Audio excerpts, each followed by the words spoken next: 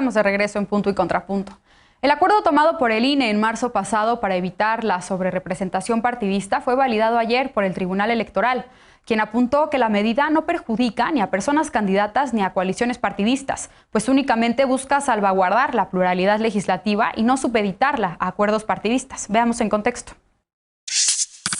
En su sesión de este martes, la Sala Superior del Tribunal Electoral del Poder Judicial de la Federación confirmó el acuerdo tomado por el Instituto Nacional Electoral para evitar prácticas de sobrerepresentación en la Cámara de Diputados. El pasado 19 de marzo, el Consejo General del INE aprobó nuevos criterios para verificar la afiliación efectiva de las y los candidatos. En su resolución, el Tribunal Electoral apuntó que la determinación no vulnera los derechos políticos electorales de los candidatos ni afecta a las coaliciones o a los partidos y solo busca que no haya préstamo de candidatos para garantizar un límite a la sobrerepresentación. El artículo 54 de la Constitución apunta que en ningún caso un partido político puede tener diputados que por ambos principios rebasen en 8 puntos porcentuales el porcentaje de votación nacional emitida. El INE acordó verificar la afiliación efectiva de cada una de las y los diputados ganadores por el principio de mayoría relativa, es decir, los triunfos serán contabilizados a favor del partido al que estén afiliados. Cuando se trate de coaliciones, si la persona ganadora no tiene una afiliación efectiva, se contabilizará de acuerdo con el convenio de coalición aprobado. Morena, que actualmente cuenta con 51% de los diputados, tiene una sobrerepresentación del 14% tras las elecciones de 2018, en donde consiguió 37% de las votaciones. Este partido calificó la medida aprobada por el INE como oscura y vergonzosa y presentó una impugnación ante el Tribunal Electoral del Poder Judicial de la Federación. El Partido Acción Nacional y Encuentro Solidario también impugnaron la medida. Punto y contrapunto. Bien, segundo tema de la noche. Comienzo contigo ahora, Daniela. Pues ayer el tribunal también confirmó este acuerdo del INE para evitar las prácticas de sobrerepresentación partidista. ¿Cómo ves esta medida? ¿Realmente va a evitar estas técnicas de sobrerepresentación que se dan después de las elecciones? ¿Y qué te parece esta medida? Pues creo que es una medida muy atinada. Creo que es una medida atinada y necesaria. ¿En qué sentido? En el que ni siquiera se está buscando, lo que se está buscando es proteger que estas afiliaciones sean reales, ¿no? Y que dejemos de ver lo que se ha tratado de proteger a lo largo del tiempo, ¿no? Que es que existan Juanitos o estos cachirules, ¿no? Que entran como un partido y se acaban cambiando por el otro, ¿no? Entonces, que tengamos la ciudadanía, la certeza que por quienes estamos votando realmente se queden en su grupo parlamentario, ¿no? Entonces, en este sentido me parece acertada y adecuada y conforme a la Constitución, ¿no? Yo no veo aquí otro atentado en contra de un partido en específico, ¿no? La otra cuestión es que, o que me parece interesante, es que se deje y realmente no haya entrado a fondo el debate en cuanto a las coaliciones, ¿no? Esta sobrerepresentación con coalición creo que quedó fuera del proyecto y creo que eso también es algo que queda pendiente a resolver y queda pendiente a debatir. Eder, coincides con Daniela. Este acuerdo ¿qué implica para la pluralidad dentro de la Cámara de Diputados? ¿El INE está actuando en sus capacidades o está yendo más allá? Yo creo que sí está actuando dentro de sus capacidades. Cualquier tipo de sobrerepresentación es en sí antidemocrática. Por ejemplo, cuando en los medios de comunicación hay más opiniones del conservadurismo, como en general, que es algo muy positivo de este programa, que siempre se busca el equilibrio, pero en general en los medios de comunicación hay una sobrerepresentación de una opinión que no es mayoritaria en la población. Eso es antidemocrático y se violenta el derecho a la información de la gente. Es antidemocrático, por supuesto, que haya sobrerepresentación legislativa. Sin embargo, me llama la atención que no se hubiera resuelto en 2012, cuando la sobrerepresentación le permitió al gobierno federal de Enrique Peña Nieto tener una mayoría para impulsar el Pacto por México, y que esas reformas constitucionales ahorita son las que nos tienen trabados muchas cosas que se pretenden hacer para reorientar los ejes económicos de la nación, y que se haya protegido esa sobrerepresentación, y no es hasta ahora que estamos tratando de revertir esta situación en la Cámara, en el Poder Legislativo, que ponen los candados. Insisto, como es toda sobre representación es antidemocrática, se tenía que dar, pero sí me llama mucho la atención la forma en que hay operadores dentro de los institutos electorales, el Instituto Electoral y el Tribunal Electoral, hay operadores que siguen protegiendo al neoliberalismo y sus medidas que tanto daño le hicieron al país. Y recojo también el asunto del tema anterior. Yo coincido con Daniela en el sentido de que, y con lo que tú planteas, Mariana, de que es lamentable que por un tema de fiscalización y no por las denuncias que había en contra de Félix se haya tomado medidas. Sin embargo, me parece que el primer reclamo respecto a la diferencia que hubo con el diputado Huerta, tendría que ser a la Fiscalía Estatal de Guerrero, porque hasta este momento Félix no tiene denuncias y no tiene investigaciones, y la Fiscalía de Guerrero no está haciendo nada. La Fiscalía en la Ciudad de México de inmediato atendió, resolvió, y eso le permite le da herramientas legales al partido para suspenderle sus derechos a este diputado. Entonces, el reclamo tiene que ser al Poder Judicial. Lisa, regresando a este segundo tema, ¿tú cómo ves este acuerdo del INE? ¿Realmente va a evitar como ya dice Daniela, chapulineo entre candidatos que hemos visto mucho en los últimos años y también, sobre todo, en esta legislatura? Hay quien piensa también que este acuerdo del INE, si bien toca el efecto del sistema electoral que puede dar pie a la sobrerepresentación, no toca el tema de raíz, el problema de raíz, y es necesaria una reforma electoral mucho más profunda para evitar este tipo de problemas. ¿Cómo lo ves tú?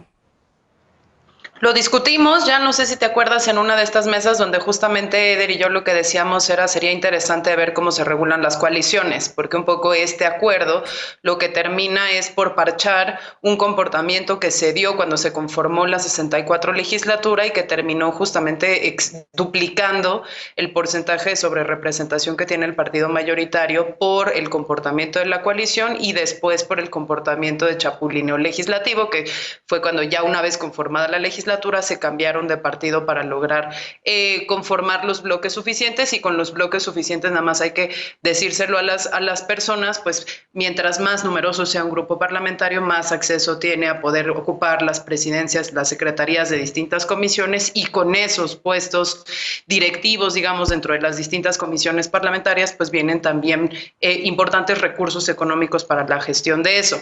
Ahora, me parece que es positivo que se haya aprobado, sí, me parece que es positivo que se haya aprobado, pero creo que uno de los grandes maestros que nos enseña de este tema, que es Javier Márquez, pues justamente lo que apunta es que puede haber un efecto en realidad no tan grande como se espera, digamos menor al que se espera, y un poco porque, como ya bien decía la nota, pues dos de las medidas que se están previendo dentro de este acuerdo para evitar la sobrerepresentación tienen que ver con las, digamos, con la afiliación política y la declaración de los partidos sobre la afiliación política de los candidatos, y solo una tiene que ver ya como lo declara la coalición. De manera que desde que se anunció este acuerdo hasta ayer que se aprobó, hubo tiempo para que los partidos políticos pudieran, por ejemplo, llamar a candidatos que no tienen afiliación partidista, digamos, meterlos como candidatos dentro de las coaliciones para que les aplique solo una de las tres reglas y no las dos primeras, para evitar esa sobrerepresentación, y va a terminar siendo pues lo que defina la coalición, si lo registraron por el PRI, por el PAN o por el PRD, independientemente de que sea simpatizante del PRI, del PAN o del PRD, o de Morena, de PT, del Verde o del PES. Y eso al final del día pues lo vamos a saber mejor la próxima semana, cuando el INE dé a conocer ya formalmente cómo registraron las coaliciones a sus candidatos, y lo vamos a ver también hasta la conformación de la 65 legislatura, porque eso es lo último que quería decir. Este acuerdo lo que no puede evitar es que al momento que ya esté conformada la legislatura, los diferentes legisladores cambien de bancada y cambien de afiliación política. Así es. Dolores, ¿cómo ves tú esta medida? ¿Fue una medida oportuna o no fue oportuna hacerla antes de las elecciones? ¿Cómo lo ves? Yo creo que aquí tiene mucho que ver la estrategia, ¿no? La estrategia del INE, sí lo veo también un poco en el sentido de Eder, pero también coincido bastante con lo que menciona Lisa, ¿no?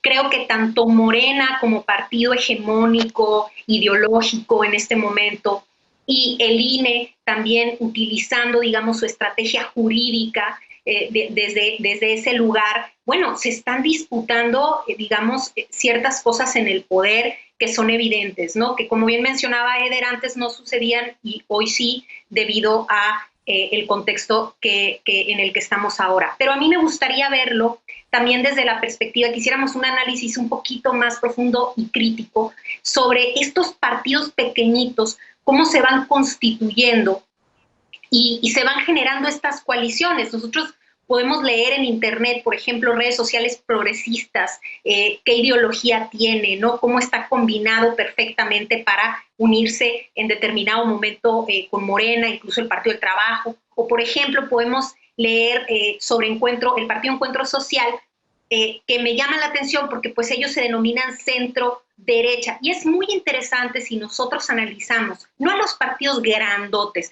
sino a estos chiquitos que están perfectamente configurados para orbitar en función del poder hegemónico del momento y para cambiar un poco de bando, ¿no? Entonces, hay una estrategia de fondo, como les digo, de un lado y del otro, y la estamos viendo operando a todo motor también con el INE. Porque decir que el INE no tiene intereses sería, pues, muy, digamos, como, pues, muy simplista, ¿no? Claro que los tiene, y claro que tiene una posición efectiva al respecto, y claro que van también por, digamos, retirarle este poder hegemónico que tiene Morena. Y estos partidos chiquitos que están orbitando, sí, en este momento se alinean a Morena, pero quizá en otro momento será con otro partido grandote, ¿no? Entonces, sí, yo le veo mucho peligro a todo el recurso que nos consumen estos partidos pequeñitos, ¿no? Daniela. Bueno, y hoy hubo una ley, ¿no? Sí. Justamente para que mantengan el registro con menos votos. Perdón, Daniel. No, Daniela, y si quieres después, Lisa, finalmente. Pero, bueno, pues yo coincido con lo que acaban de decir mis compañeras. Igual nada más me gustaría retomar y regresar un poco al punto que decíamos antes. Félix, hasta donde entiendo, sí tiene denuncias en la fiscalía y de hecho uno de los fiscales había denunciado que había recibido instrucciones superiores de no investigar. Y aunado a eso, o sea, Félix cuenta con fuero, entonces todavía queda esa traba, ¿no? Entonces, creo que era algo que se tenía que tomar en cuenta y que el comité debía de tomar en cuenta en su resolución. Así es, regresa. El diputado Huerta también tiene fuero y se lo quitaron porque la Fiscalía de la Ciudad de México hizo su chamba. O sea, el tema aquí es la Fiscalía de Guerrero, porque y aquí vamos a meternos... Vamos a meter entonces finalmente un tema, Eder, justo la reforma que acaban de pasar de Fiscalía, lo que limita es la posibilidad de que la Fiscalía General de la República atraiga casos por incapacidad de las fiscalías locales. Y eso lo aprobaron ustedes también, ¿qué onda? Sí, estoy de acuerdo. Bien, pues definitivamente vamos a tener que seguir discutiendo este tema, el de Félix Salgado Macedonio, pero también la implementación del acuerdo del INE. Vamos a tener que hacer una pausa por ahora porque tenemos que discutir un último tema, la regulación del consumo a la cannabis. Este periodo ordinario de sesiones se termina y la regulación de la cannabis en México sigue empantanada. Ricardo Monreal dice que las bancadas no aprueban los cambios hechos en la Cámara de Diputados. ¿Qué sigue? ¿Una nueva prórroga? Veremos qué dice la mesa cuando regresemos a Punto y Contrapunto. No te vayas.